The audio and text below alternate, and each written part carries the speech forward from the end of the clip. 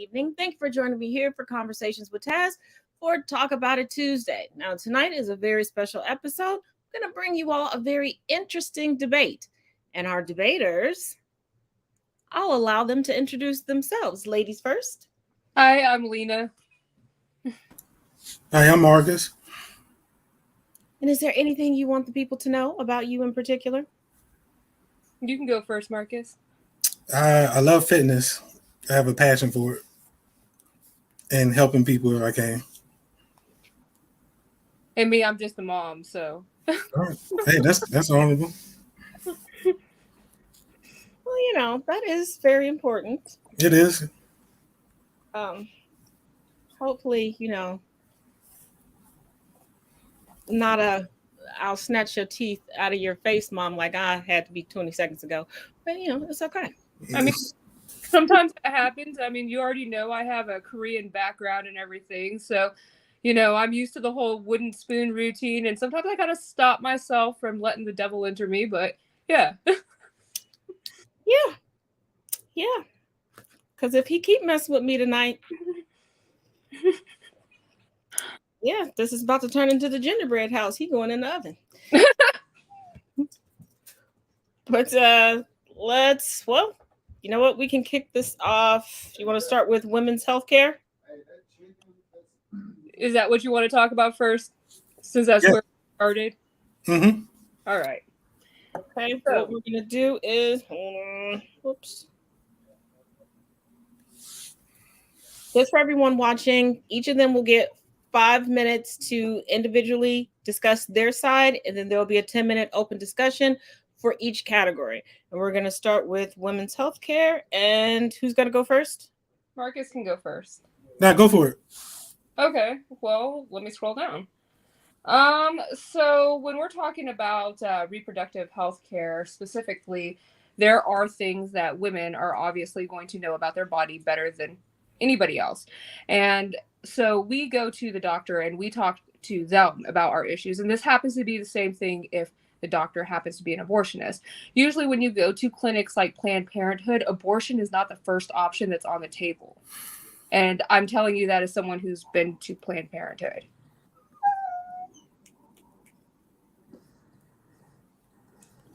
Okay, me? Mm-hmm. Okay. I am not against Planned Parenthood, and I know I'm gonna get flack for this, but when it comes to women's abortions, I just personally believe I believe in addressing the symptoms that pushes the women into maybe wanting to get the abortions. Does that make sense? Okay. So that is my main focus. And then that also goes into race and then history because it's such a complex issue. I'm personally on the line of I like to preach responsibility. And I believe, maybe if a baby is in danger of dying, the mother's in danger of dying, rape, heavy complications to where both can probably die, then, I can support abortions, but I am all about accountability and, yes, being accountable for actions. So, if you decide to lay down with somebody and have unprotected sex, then you might want to take on that responsibility. But I know that's a divisive statement, so I'm gonna leave it at that. Okay, well, from my stance, over 50% of unplanned pregnancies actually have to do with contraception failure. Take, for instance, my two youngest, my 19-year-old and my 16-year-old. They are both double contraception babies. So the dad used condoms, and I was on the patch, and I still got pregnant. So a lot of people aren't in the same privileged position that I am, because I am coming from a place of privilege where they can make the decision to keep a child in that instance, and they have to do what's better for them economically, especially if they have other children. So what about the other 50? The other side of the 50%? It's over 50%. So 12%. It's okay. So statistics say anywhere from 6 to 12% of abortions are because of instances like rape. And then it also states that another large portion is because of health complications. When you take into account that over 50% is because of failed contraception use, then that really makes up the majority of that pie that you're looking at.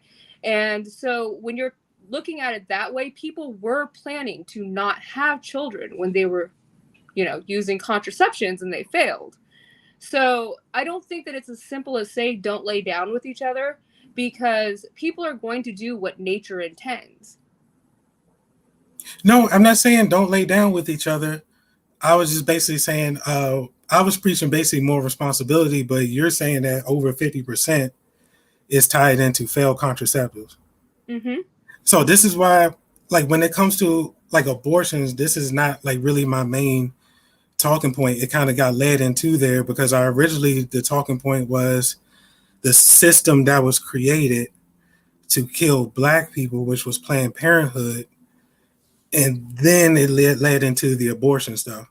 So I would take an L when it comes to abortion stuff. I am not very knowledgeable on it. I know I just have certain belief systems, but like I said, my ego is not so big that I can't admit, hey, I did not know about the contraceptive failure. So I will take an L on that one. Okay, well then did you want to address like maybe Margaret Sanger, because that seemed to have been a problem that you were having there? That was my original statement, was Margaret Sanger, who was a eugenicist. And those who don't know what eugenics is, basically it's about creating basically a stronger race of people, and the weaker ones get killed off. And Margaret Sanger has made direct quotes saying how she does not like Black people, and she actually wanted to exterminate the Negro population. Because Planned Parenthood was created in 1916 in Brooklyn, New York.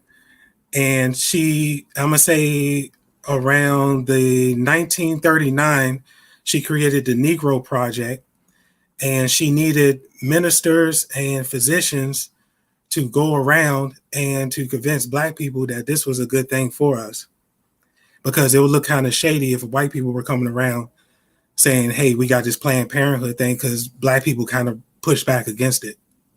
So they tried to, and so direct quote from her, we don't want the word to get out that we want to exterminate the Negro population.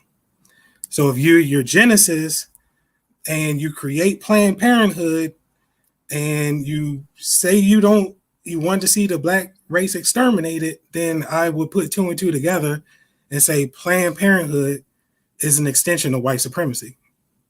Okay, well, I will agree that Margaret Sanger was a racist, but it's for very different reasons. Can I tell you the rest of that quote? I know the rest, but go ahead. Okay, so when you're talking about Margaret Sanger and being a racist and eugenicist, absolutely, her words, which are often misinterpreted and shortened, still does not make her any less of one. As was most scientists and medical practitioners at the time, she was a eugenicist, like you stated. Most scientists and medical practitioners were at that time. She opened the first birth control clinic in Brownsville, Brooklyn in 1916, giving access to low-income and minority women. The quote of "we do not want word to go out that we want to exterminate the Negro population" is a real quote, but it's part of a letter that states to a program director advocating employing Black physicians and ministers to gain trust in the communities the program was meant to serve. So, Sanger's main concern was to avoid suspicion that the program objective was to stop Black people specifically, from having babies while having white people in charge. So she wanted to put Black people in charge of it. The entire quote is, "The minister's work is also important, and he should be trained, perhaps by the Federation, as to our ideals and the goals we hope to reach. We do not want word to go out that we want to exterminate the Negro population, and the minister is a man who can straighten out that idea if it ever occurs to any of their more rebellious members." The quote's been examined multiple times, and basically people are saying that she was more afraid that people weren't going to trust her because she was white. I have to disagree with that one. I read the same article that you just read. I read it too. They have it on Reuters, and what I take that as, and once again, I put eugenicist, which once again wants to see the strong prevail and wants to see the weak die off. And you got to remember the country at this time, a person like Margaret Sanger would not have a vested interest in seeing the Black population continue to live. Well, I would say that would be the same in this time where we would be seen as inferior, right? Well, especially back in 1916 and 1939. I would say that it's still the same. So we wouldn't fit her. So we wouldn't fit her model of what she considers to be a model race or a strong group of people that needs to continue living. So by extension, it makes sense that she did create this program to kill Black people. Well, the thing is she actually created the program to fire back at the Comstock Act, is what she made the program for. The Comstock Act basically allowed, the postmaster to go through your mail and into your home, and anything that he considered pornographic, he was able to take. And it was getting so bad that the Postmaster General was able to basically accuse you of anything being pornographic, including things like sponges, which was commonly used at that time for contraceptives. Mm-hmm. Yeah, so, go ahead, I'm sorry. That's basically why she started it. And yes, she did put it, the first one, in Brooklyn, New York. But most Planned Parenthoods, over 60% of them, are in predominantly white neighborhoods. Well, there's more white people in the United States than Black people, so it would make more sense for them to be put in a lot of these areas. But once again, I'm just talking about, this goes into the extension, though, of these people continue to show us that they hate us. And and this all goes into the fact that I think a lot of times Black people get manipulated by these so-called progressive programs, and they end up working against our best interests. Because my whole talking point was, I just wanted to address the fact that Planned Parenthood, to me, was created out of racism and was created by eugenicists to exterminate Black people. And then everything that has come after that has not been created to help Black people. If anything, it's just gotten worse, especially in the last 60 years. Okay, well, racism and eugenics are both considered conservative ideologies, though.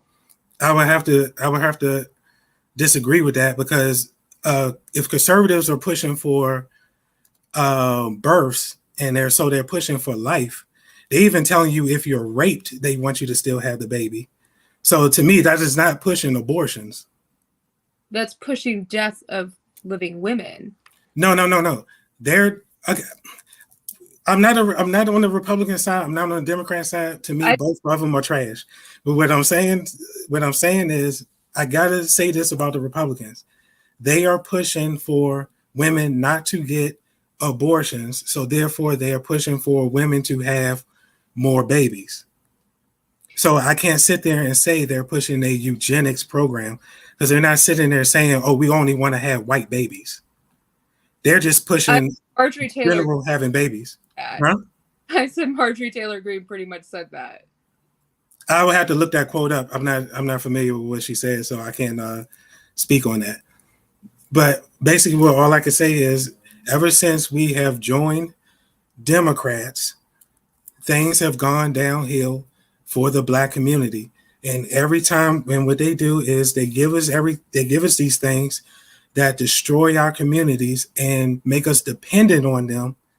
So therefore, we make zero progress in doing anything, because we really believe that we need them to help us.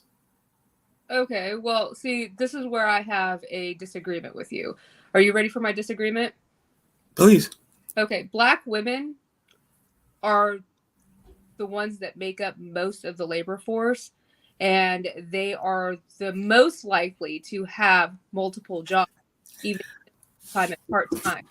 So say that welfare programs that are created to make sure that everybody has help is aimed negatively at Black women isn't necessarily true. It's because corporate America is paying people less than what they are worth, and so they have to rely on things like welfare.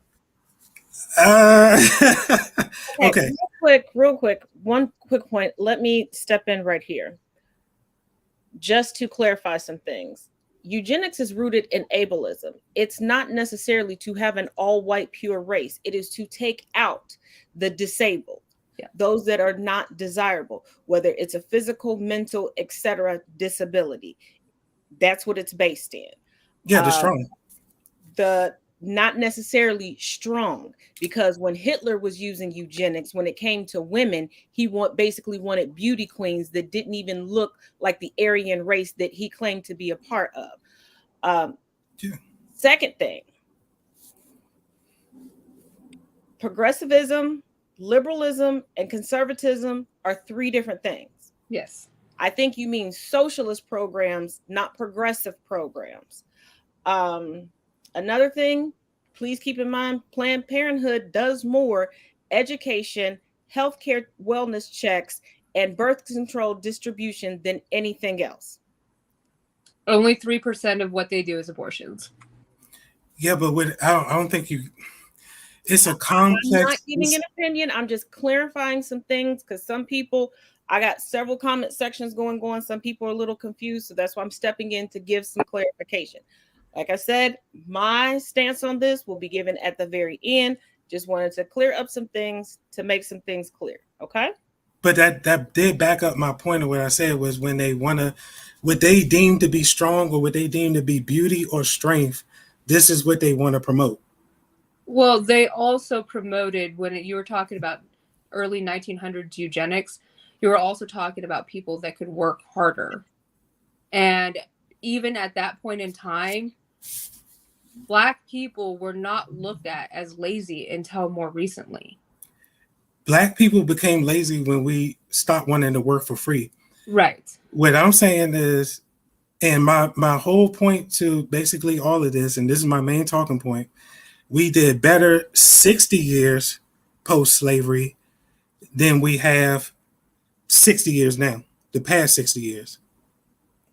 That is, and that is my overall problem. When post-slavery, when we practiced conservative, when we moved as conservatives, we had the nuclear family, we had businesses, we had community, bus lines, trains, we had these different things. We had group economics, these different things. And it seems like integration came and that just crumbled. And then this is when it seems like the beginning of the end for the Black community. The Tulsa race riots, which I'm in Tulsa, Oklahoma. Okay. So, So when you're talking about Black Wall Street was doing historically well. And there were many communities that were like that all over the United States that were historically Black communities that were doing well. They were prospering. But the problem wasn't the fact that, they were moving as conservatives. It's because racist white people don't like seeing Black people succeed.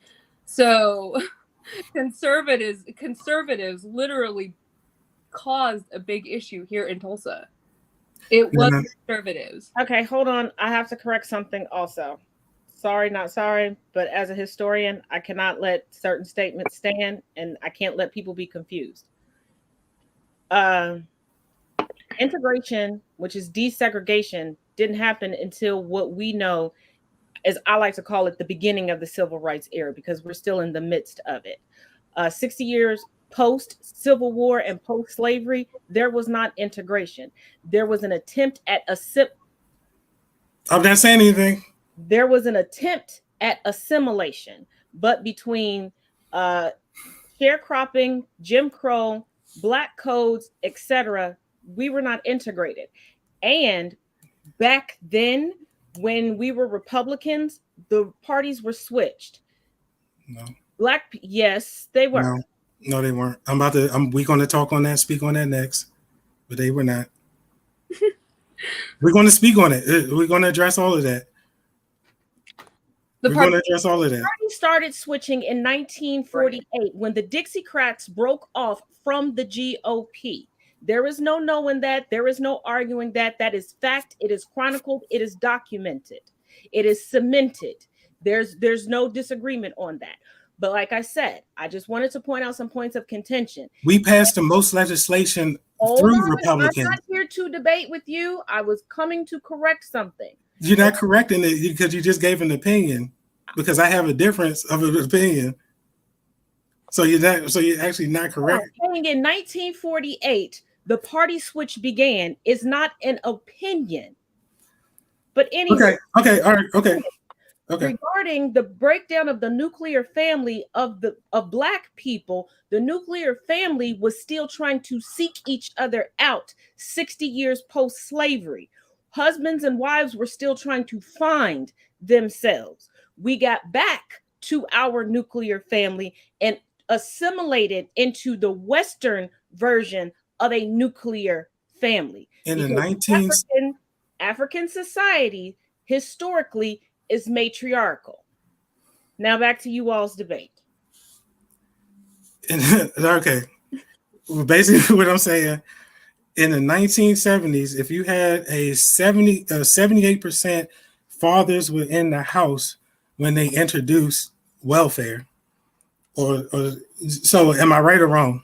Around the late 60s, 70s, 78% of Black fathers in the married and in the home. How do you go from pre-integration? We had family structure and we had these things going, and then post-integration, this is where you see the decline of the Black family. And right now, there's even still an attack on the Black nuclear family, even to this day. Do you know when welfare was started? No, when was it? I'm sure it was started after a war for white women, but I don't know exactly the year. It was in the 1930s. Okay. So, but it started for white women, war veteran widows, right? Well, I mean, that's an entire different socialist program, what you're talking about right there. But it was welfare. I mean, if you want to look at it all as welfare, then it's all welfare. I mean, our roads are welfare then. There's a very stark difference in socialist programs when you're talking about socialist programs. When you're talking about welfare, things like food stamps and stuff, like you're moving forward from 1930s on. And the party switch occurred all the way until the 1980s when Ronald Reagan ran for president. In fact, that was the first time that, abortion issues were brought up as a strictly GOP platform to talk about. The party switch narrative came about in the 60s. Can you hear me? Oh, I can hear you. I think she said she can't hear. I think her thing is muted. Hear? The party switch thing started in the 1960s during the civil rights movement, where, yes, you may have had some Dixiecrats leaving the Republican Party. But what I'm saying, because it's a myth, because people thought in order to be competitive in the South, Repub started to pander to white racists in the 1960s. And that is not true, because Republicans have been competitive in the South since the 1928. And Hoover, who was a Republican, won by 47% of the Southern popular vote. So basically what I'm saying is, and even Black men even started Republican Party of Texas, everything we did was under Republicans. Major things that have been progressed for is Lincoln freeing slaves, once again, Republicans, champion civil rights. This was from the Republicans. MLK was a Republican.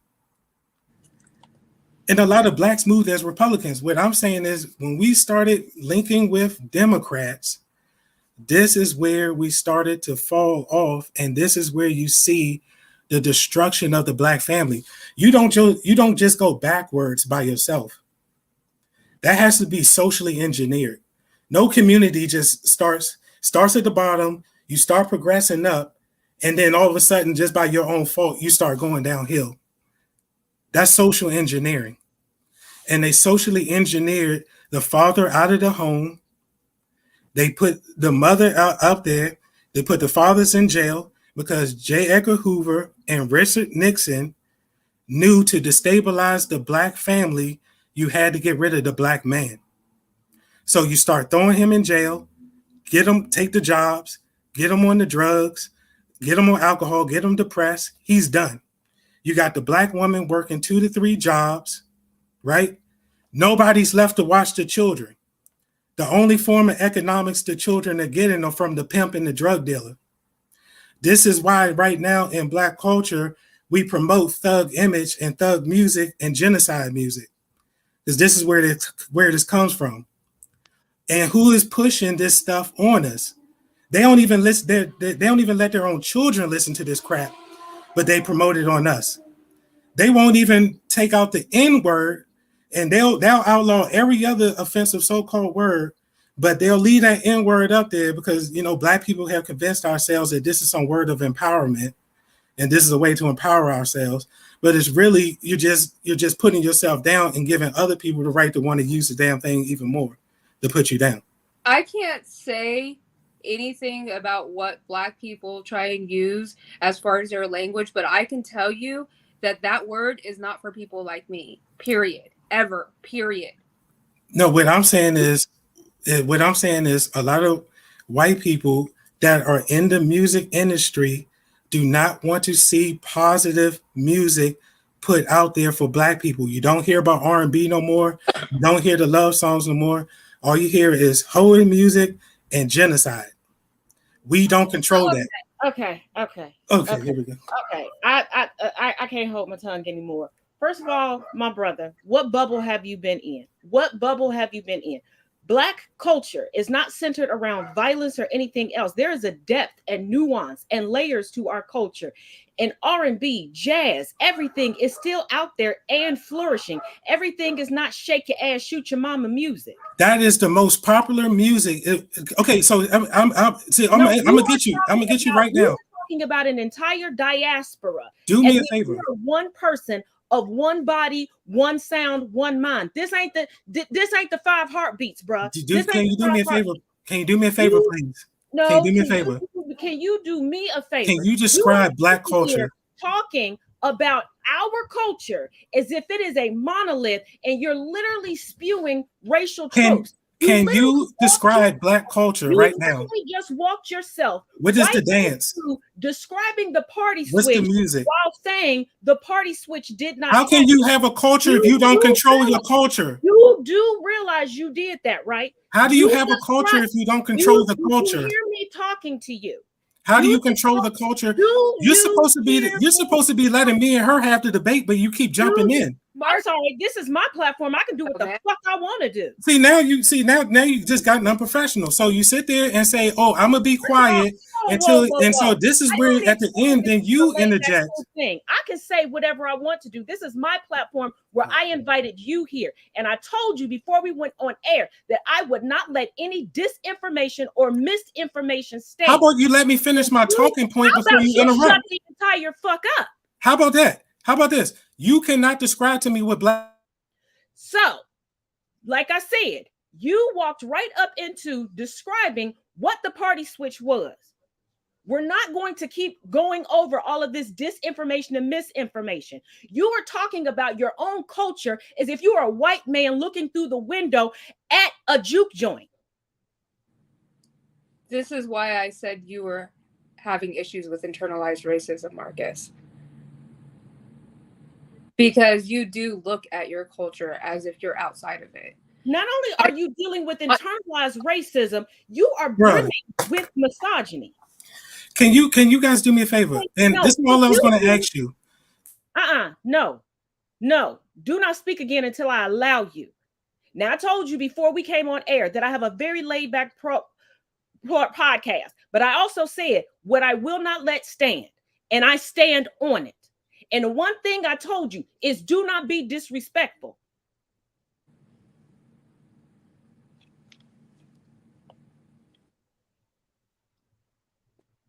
I think it's just you and I at this point. Yeah, it's just us, but I'm sorry. Did I not make it clear there would not be any disrespect? I mean, that's basically why I just kind of sat here. I'll be honest with you. Like, it's rude to talk over you. It's disrespectful.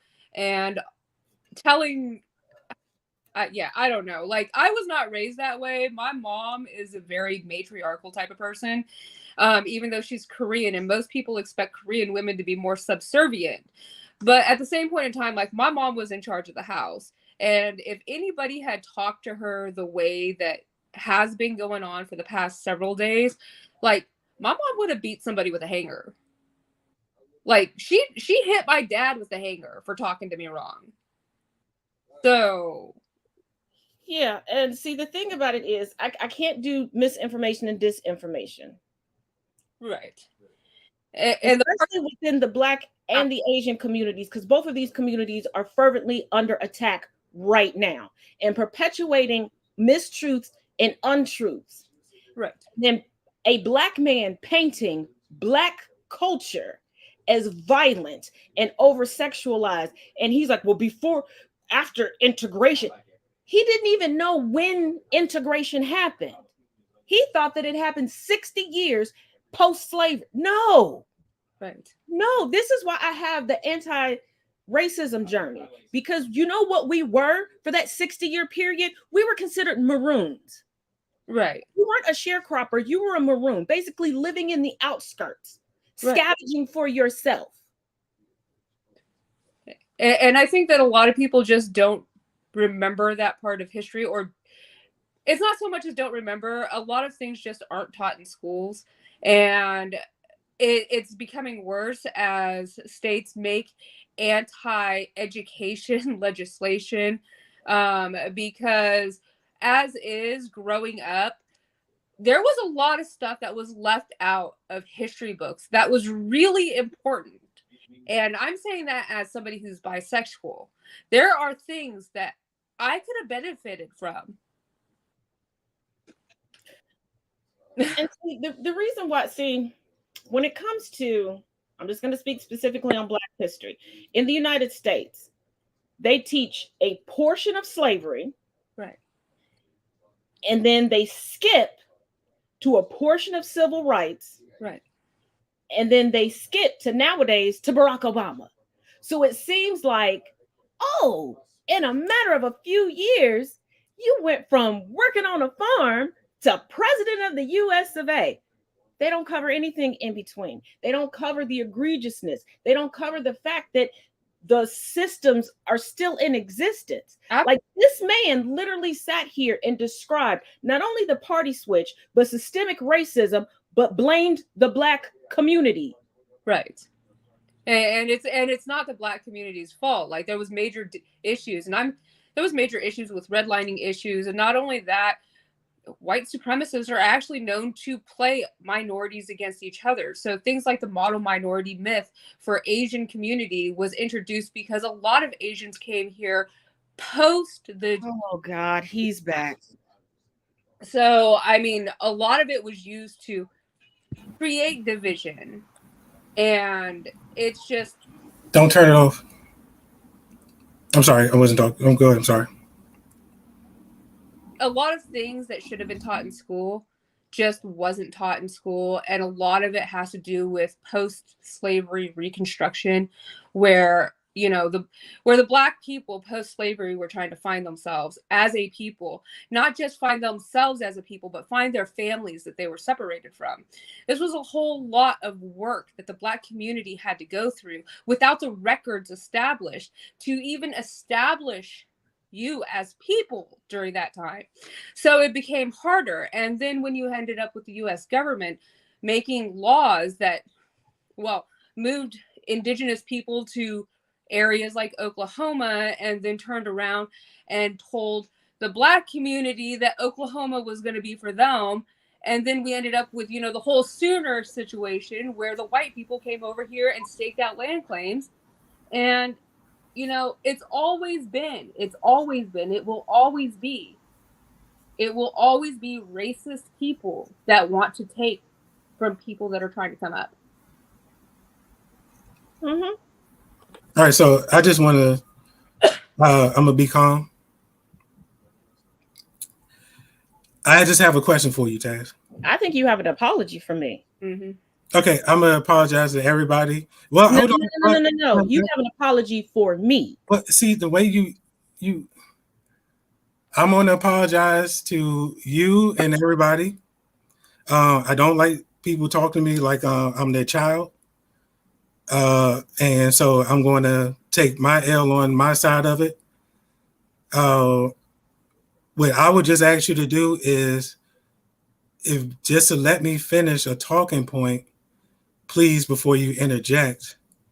because I could have been going somewhere with that instead of. Do you get what I'm saying? So so I'm gonna ask you, Taz, since you're a black woman, and I ask a lot of black people this, and I never get a response. When I ask black people to describe to me what is black culture, you can ask me a question after you actually give me an apology. Okay, I'm gonna apologize. I apologize to you. So what I'm asking you is no. Exactly no, I mean an actual apology. Like, we're not moving forward until you do that. Like, what do you want me to do? Get on my knees and like, no. So I'm telling you, I apologize and I'm back, and I said I apologize like 5 times. Like, how do you want me to say it? Apologize for what? For leaving. I'm not going to apologize for what I said. I'm not going to apologize for what I said. It's how you said it. You were extremely condescending. Extremely. But you wouldn't let me finish my talking point.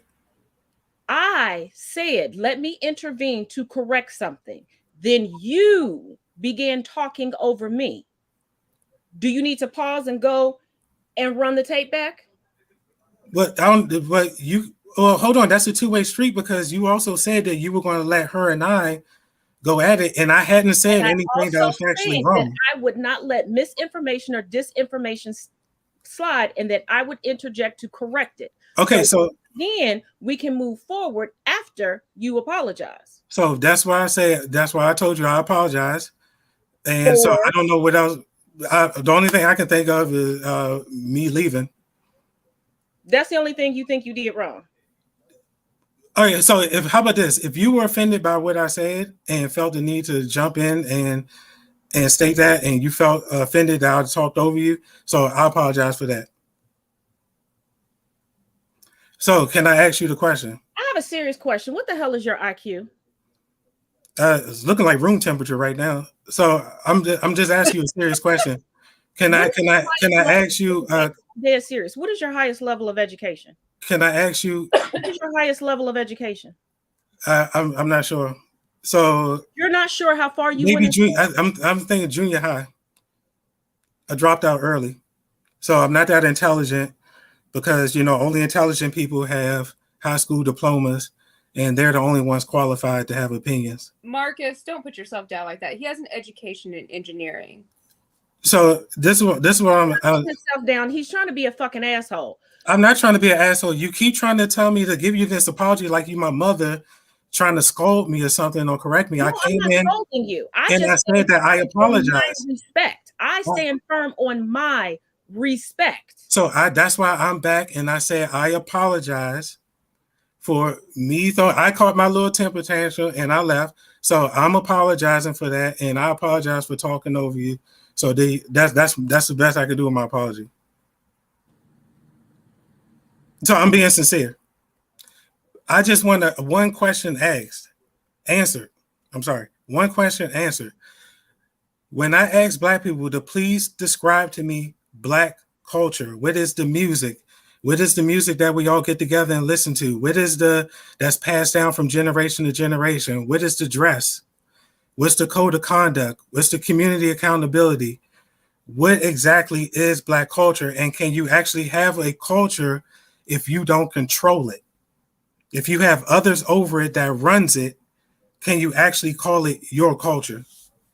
Nobody is over any culture. White record execs control Black music. You asked me a question, I'm going to answer. Okay, I'm sorry. Go ahead. You're conflating capitalism and business with culture. Culture has no head of it. There's no leader of the culture. Culture doesn't come with a set of rules. It comes with a long-standing history. It comes with a connection to community. And the Black community does hold itself accountable. It's just that our way of holding each other accountable looks different than other communities, and it should, because that is not our culture. Our culture is deeply rooted in spirituality, community, communing with one another, gathering, and allowing ourselves to connect without words. Hence, Black people can walk past each other and give a look and have a whole conversation with each other. We can give a nod and give a whole conversation with each other. And as far as the music of our culture, every lick of music you hear currently within the United States comes from the Black community. It has its roots and its start within the Black community. From Negro spirituals to hymns to jazz to rock and roll to R&B to the blues to instrumental to you name it. Creativity and ingenuity is a big part of the Black community. Making something out of nothing is a huge part of the Black community. And most importantly, the one thing that I can say collectively, the vast majority of us are proud of regarding our culture is the fact that we don't leave a man behind. When we move forward, we bring people with us. Where did the crabs and the barrel come from?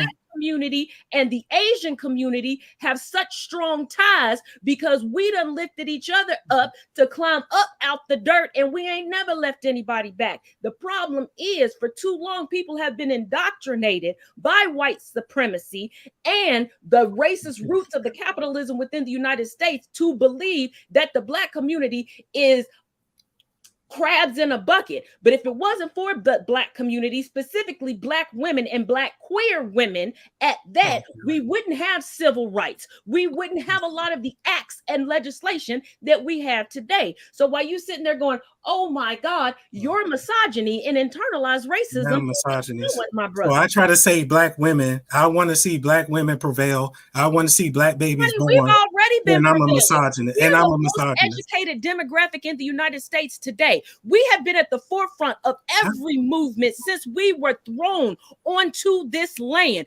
We have always held everything on our back because, see, this is where people get it twisted. Even during the times of chattel slavery, people forgot that we were out in the fields popping babies out, swooping our babies up, and continuing to get beat on the back. And the men were getting butt raped. Because here's the thing. And the men were getting butt raped. Here's the thing. See, no. Yeah, the men were getting butt raped. Do not downplay what Black women went through. No, what I'm saying is we're in the struggle together. You're trying to make it the Black woman is up here. I'm going to answer it. You're doing this comparison of Black women. This is Black feminist talk. You asked me a question. This is Black feminist talk. Like Sojourner Truth said. She's a raging feminist. How am I a feminist? You're a raging, like you were so consumed with the feminist movement because what I'm trying to say, I want to see because look, you are, because you're up here saying the Black woman has done this, the Black woman has done that. We have been in the struggle together. No, we have not always been in the struggle. What? This is why misogynoir exists. I am a womanist. I am not a feminist. Do not put those things on me. And if you like, I can break that down for you. But as I was saying, as Sojourner Truth said, in a room full of white women, am I not a woman? Did I not stand on the fields alongside of him? Yes. Was I not captured with him? We're together. Oh, your brain doesn't work. I was sitting here literally quoting a woman. I just say it as Sojourner Truth say it. I know Sojourner's Truth. When I'm talking about, I'm hearing you out, and what I'm saying to you is, when people start talking about the Black woman has done this, the Black woman has done that, when I am saying that we are in the shit together, and then you start talking about Black queer stuff, and then I'm like, okay, what is that? I'm focused on Black people. I am not focused on Black queer, Black women, or Black men. I'm a Black queer woman. Am I not you Black? Be Black and queer. Once again, that is not. Ask the question. Am I not Black? Yes. Okay, so there's no difference. Me saying that specifically Black queer individuals have been at the forefront of a lot of our civil rights struggles is the truth. There's no need to go, oh, you can have that. No. You can't say that they catapulted and we're bonded, and then you want to differentiate and say, keep that over there. I'm not saying that. I never say that. What I am saying that the gays. What was his name? Bayard. I forgot his name. Bayard. Baynard. Baynard. I'm sorry, Baynard. He helped organize the March on Washington. So of course, gays have always been around in the Black community. My problem with the gay community is the gay community uses Black people to catapult themselves, because Black people want to be inclusive. We're an inclusive people, and we want to ride, and we want to save everybody. So we want to cape for everybody. We want to cape for everybody. A+ community. So now you and recruited people. What I am talking about is when they always have their own social agendas. Before you move forward, so I can have complete context on what you're saying, do you believe that sexuality is a choice? No. So how can someone recruit anyone from any community or recruit a community for their cause if it's not a choice? Because what you do is you paint a broad brush, a picture, and get people to buy into it, but then you have a hidden agenda. Buy into what? Because it's agenda for the gay community. So yes, you'll have Black gays. You'll have Black gays who advocate. So it's like when BLM was going on. No, I really want to understand you here. What is the agenda? I'm not being funny. I really the agenda is to feminize men in general, especially the Black man, and to make the woman and the Black woman especially more masculine and make her not need the Black man, because once again, it goes with the destabilization of the Black family program, or the destabilization of the family in general. Once again, I'm confused. If you just admitted that sexuality is not a choice, a gay woman, regardless of her race, ethnicity, or nationality, is not going to want a man. Is not going to want a man. There's not that many gays, though. Hold on. Okay. So, if she never wanted a man, okay, how is that breaking anything down? Because you're talking about a small percentage within the community. The gay community is a small percentage within the U.S. community itself, but then within the Black community is even smaller of a percentage. Most Black people are heterosexual. But gay people are not making other people gay. No, what I'm saying is, if you get to listen. I said initially, the gay community has used Black people to catapult themselves forward. I'm just trying to give you an example, even as a recent. I'm gonna be honest here. I'm covering whole LGBTQIA stuff. I can honestly tell you that it was actually a Black trans woman who threw the first punch at Stonewall. It was a Black trans woman. Period. What I'm saying is the gay community, because since we want to be so inclusive, and we are an inclusive people, we are fun, like we want to be embraced, we want others to embrace us, we want to embrace others. That's cool. What I'm saying is we show up to everybody's stuff, and everybody uses us to catapult themselves forward, and we get held holding crumbs each time. I got a question. You do know, first of all, the LGBTQIA+ community is not just gay. You have gay, lesbian, pan, demisexual. All of them. So it's not just that. There's no breakdown. There are sustainable households there. But being Black and a member of the LGBTQIA+ community isn't jumping on the bandwagon. It's not helping another community. There's nuance. You can be a part of multiple communities at once. And just like being Black, Asian, being Black, Indigenous, a person of color is hard enough. Okay, that's one target on your back. To be gay, lesbian, pan, queer, bi puts another target on your back. Do you think people are choosing to get hate crimed every day? We're choosing to be doubly discriminated against every single day. Black people are not the poster children of the LGBTQIA+ community. And this whole masculinization of Black women is a racial trope stemming from chattel slavery, because it was against their religion that they were using in order to enslave people, because they were like, oh, we can't do this against women. But if they masculinized us, then they felt better about it. Yeah, they did it in slave times when they used to dress Black men up in dresses and then treat the girls like boys. So what I'm saying is a lot of this stuff stems from slavery. What in the fairy fairy tale land bullshit are you talking about? How is that bullshit? You said they never dressed men up in dresses during slavery to mess with our masculinity. Can I see if I'm making the connections here real quick? Why we were getting butt raped? But yes, go ahead. Because I need to make sure that I'm understanding what you're saying. All right. Are you trying to say that being LGBTQIA while Black is a symptom of past trauma from slavery? No. Okay. What I am saying is the people that was pushing it back in slave times can be the same type of people that is pushing the stuff now. That's all I'm saying. So history repeats itself, right?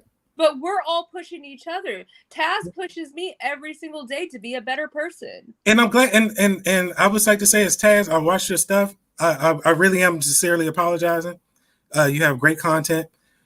All I'm saying is that these groups continue to use us, to gaslight us, to propel themselves forward, because I called it during the Black Lives Matter protests. I said, watch the trans community come out and say, do Black trans lives matters?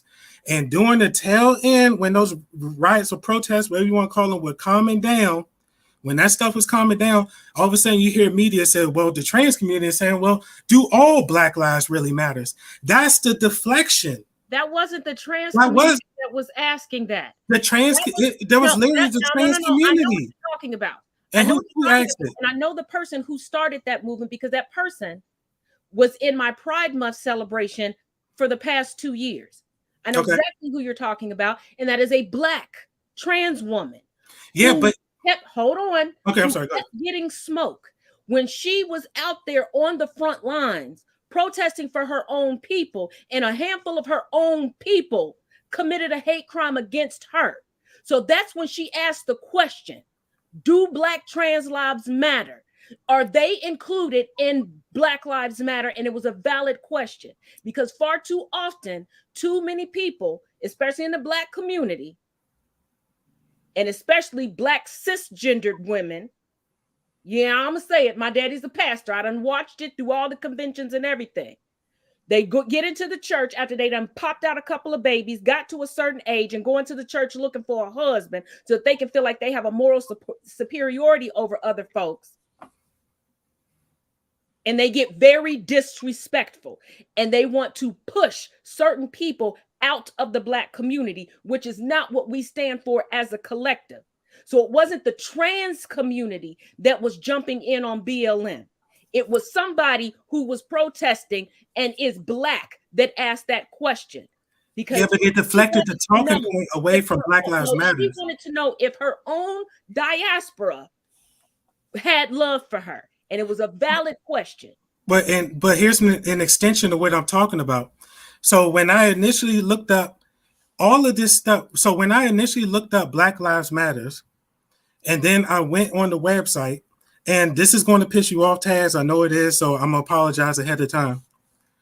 I saw that when I saw that it had 3 Black feminists on there, then I looked into them, I saw 2 of them are lesbians. I said, this cannot be beneficial for all Black people. Why? This movement, because I went down and read the mission statement, and within the mission statement, it said they wanted to dismantle the traditional nuclear family. It was literally in there. I read the whole thing. I even posted it, and I got so much hate for posting that. And I was like, guys, it's right here on their website. It was a gay front group that, once again, Democrats used to gaslight us. You know that there are 2 different BLMs, right? There are 2 different BLMs. I'm talking about the one they promoted. First of all, I'm talking about the one they promoted. Black Lives Matter, the organization, was not started by a political party, okay? Their sexual orientation and whether they're womanist or feminist has nothing to do with it. You sound just like a white supremacist that would look at you and look at your resume and go, well, he's so I'm sitting here advocating for Black people, and you can't sound like a white supremacist?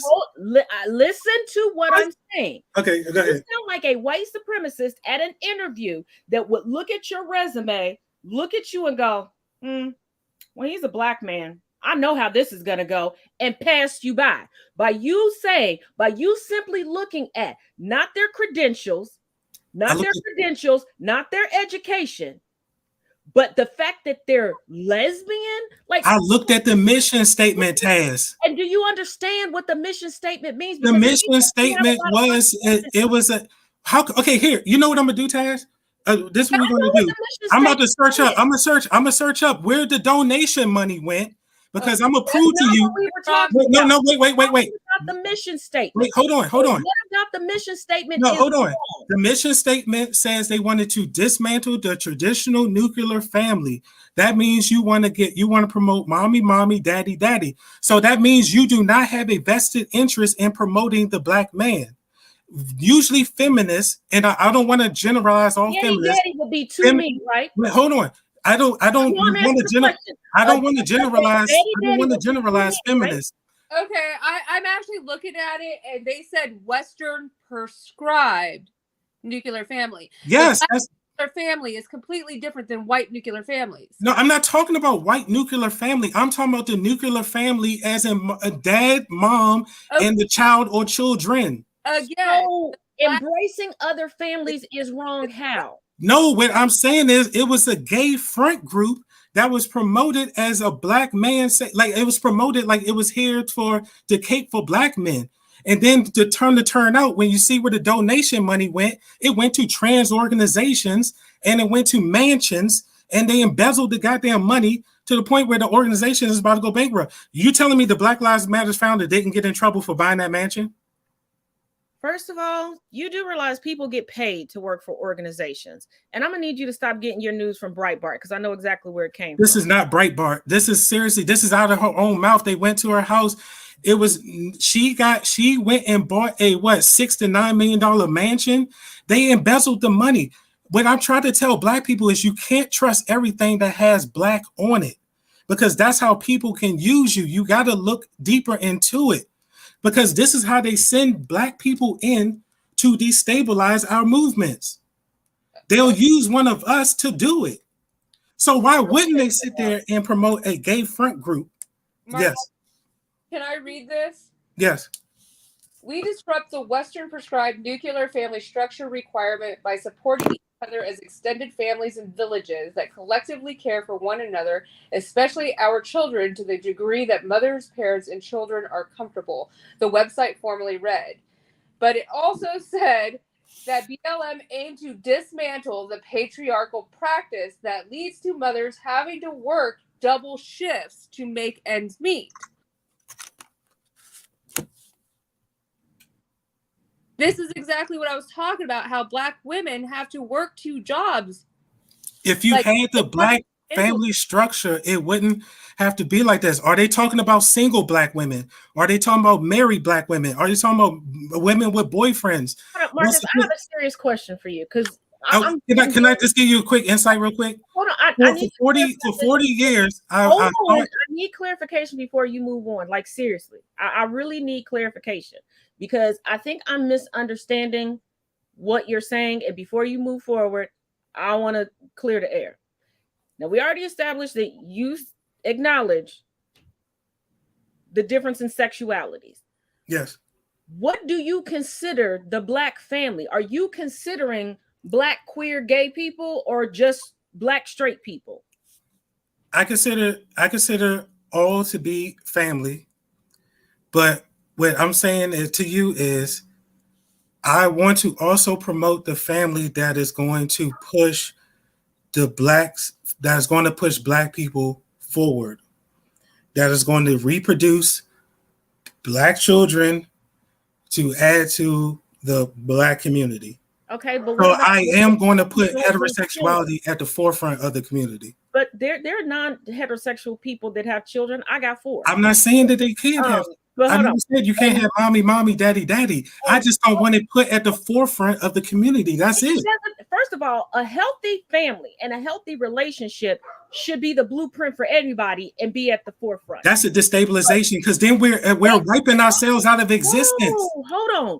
We're wiping ourselves out. Healthy family. That's what I said. A healthy family. Yeah. How is that destabilization by saying a healthy family. If you have a healthy gay family, so if I didn't put it. No. That's not what I said. Nobody is saying anything against a healthy family. Obviously, people are going to want a healthy family. Okay, so you have to realize people pretending to be straight, to look like Leave It to Beaver, is not going to be healthy for everybody. That's why you have miserable children who go on that don't want to have children, that go on to have crippling depression, that go on to kill themselves, that go on to become abusers.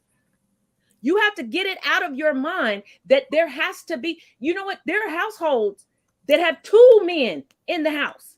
2 men. I think you also have to take a look at polyamorous relationships where you have 2 men in the house with 1 woman that are making it, doing wonderfully and beautifully and flourishing. You have to do what's best for you and your offspring should you decide to have them, and if you can physically have them. Yes. Everything about existing is not just pushing out kids, because you can push out the worst of the worst and demolish your community and others. It is about cultivating the ones that are already here and improving ourselves every single day, instead of constantly trying to turn every woman of every race into a goddamn motherfucking incubator. Nobody's trying to turn women into no incubators. What I'm talking about when I say the healthy, when I say the healthy family, when I say the healthy nuclear family, that is, people are happy, they are working, they are happy within their marriage, and 9 times out of 10, they are most likely going to want to have children and reproduce for future generations. If you put home, that's what you want to do. No, that's what we've been doing. That's how we built communities. Just because something, how do you produce communities? No, just because something has been done doesn't mean that people wanted to do it. There are a lot of women right now that are mothers, and they will tell you they loathe being mothers. They regret being mothers. They admit that they treated their children. How do you know that's the majority? Hold on. I said there are some, but they regret having children. But so why are we talking about the some? Let's talk about the majority. Shut up for one. No, you interrupt me. I can interrupt you. Oop. Anywho, there are people who believe that because of societal standards, that's all that they can do. Just like there are men who think if they pop enough babies in a bunch of people, that's what the fuck they're supposed to do.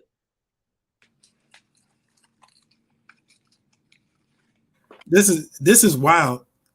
Yes, the fuck it is. And I'm done talking to you. So you can sit in timeout for right now. Does anybody have any questions, comments, concerns that you would like to discuss? And keep in mind, tomorrow we will be back to our regular schmegula. Chris will be back, my normal, our favorite Ginger, for Get Into It with Taz and Chris. Any final thoughts, Lena? Just kind of watching the whole pantomiming thing right now. Any black people watching, this is what ruins. Like, okay. It's women like her who. To me, women like me. There you go. To me, a nuclear family. He didn't. Oh, just real quick, he didn't leave. I got him backstage. I don't think he realized he's backstage. To me, a nuclear family is not what most people think a nuclear family is. Most Western concepts of a nuclear family involve 1 mom, 1 dad. The white picket fence, the Western idea of what a nuclear family is. To me, a nuclear family is, it could be anybody that loves the children within that community. And it could be grandmas, it could be aunts, it could be uncles. The whole community raises a child together. And to me, that is nuclear, because I never understood the concept of children turning 18 and moving away from home. You see what I'm saying? Like, that concept is just something I don't understand, and something I can't wrap my head around. Because to me, my children stay with me until they're ready to leave me. I am their nuclear family. My mom is their nuclear family. My dad is their nuclear family. We are the nucleus that is going to expand when they're ready, if they're ever ready. So to me, whenever someone says nuclear family, I think of it more in a traditionalist sense, where everybody works together to raise a child. And to me, that is true traditionalism. It's not forcing men and women to be together that don't want to be together and having babies and forcing women to be mothers, because that's just not right. No one should be forced to be a parent. I think people forget about little Miss Susan Smith. And the whole argument where he's like trying to separate the Black identity from the queer identity, that just doesn't make sense to me either. Because I can't separate who I am as a person. I can't just stop being Korean one day. I can't just stop being Indigenous another day. I can't just stop being bisexual. I can't separate those identities. That is who I am. So all of those things, I am a mother. I'm a bisexual woman. I'm an activist. I am Korean. I am Indigenous. This is me. I can't separate those things from each other. So I don't understand how he thinks that any of those concepts could be separated. He needs and wants them to be separated. And as you all heard him, women like me are the detriment to the Black community. Oh, Lord, how shall I ever survive? How shall I ever survive? Being a bad bitch that I am, that's how I'm going to survive. I'm going to start tagging him in all my Black queer posts. I'm pretty sure he just ran over to TikTok to start making 50 million videos on me. And it's going to be funny. But real quick before we go, did y'all catch when he because when he left, I know he went over to TikTok because he said, "Oh yeah, I looked at your content and I am sincerely sorry, baby." I am going to go get a fresh bottle of wine and roast the fuck out of you. Okay. I'm going to get my fluffy blanket and get comfortable. And I was trying to tell him this earlier in comments, like the way he was handling this is not how debates work.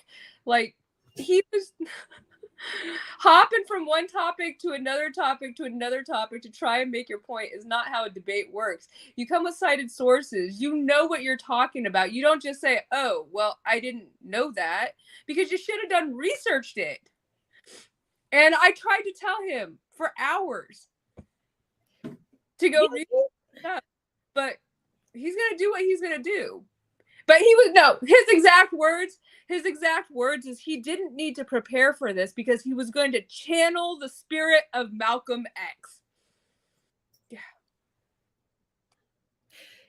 Given that all week I thought he was a white man when I went to his page and looked at his profile picture, that was a lot of lightning that he did for his TikTok profile, because I was shocked when he popped in when we were backstage. I was like, "Oh, you are Black. You have melanin." I did not see that coming at all. Okay. I mean, and other people kept calling him white, and then I was like, he's just a very, very light-skinned Black man, like very, very light skinned from what I could see. Oh, he definitely lightened up all his pictures, because he's the first bodybuilder I've ever seen decide to go pale. You're supposed to use bronzers, but whatever. What do I know? I just worked in the tanning industry, right? Well, thank you for joining me, Lena. Please come back and visit me again. We'll have a much more fun topic of discussion. And as always, you guys, make sure you check out the links in the description of this video. If you're not already subscribed, please subscribe and turn on your notifications, because I do put out other stuff. And normally I'm quite funny, but I felt like I would have made him cry if I would have said what I normally said. I don't know. I think everybody should just check out your website. I was cruising it today. Saw some great merchandise. I'm really jealous of some of the cute shirts there. I'm going to have to get some money and buy some. So people need to go ahead and check it out, because I would rather you sell out of things and they'll beat me to it. Thank you. And like I said, thank you all for joining us. We're going to get Lena back on here on another day for one of our other panels, because generally we have fun over here. He was just a douche canoodle. But make sure you all come back and watch again. And like I said, on Wednesdays, I'm here with my co-host Chris, the resident ginger. We're getting into it with Taz and Chris. So if you all like sports or comics or just entertainment in general, we try to keep it light on Wednesdays, and that's what we talk about. So come on back. And then on Thursday, I'll be back to making fun of Marjorie Taylor Greene, Trump, and all the rest of them. Amen. So thank you all for joining us. And as always, each one teach one, each one reach one. Till tomorrow, y'all.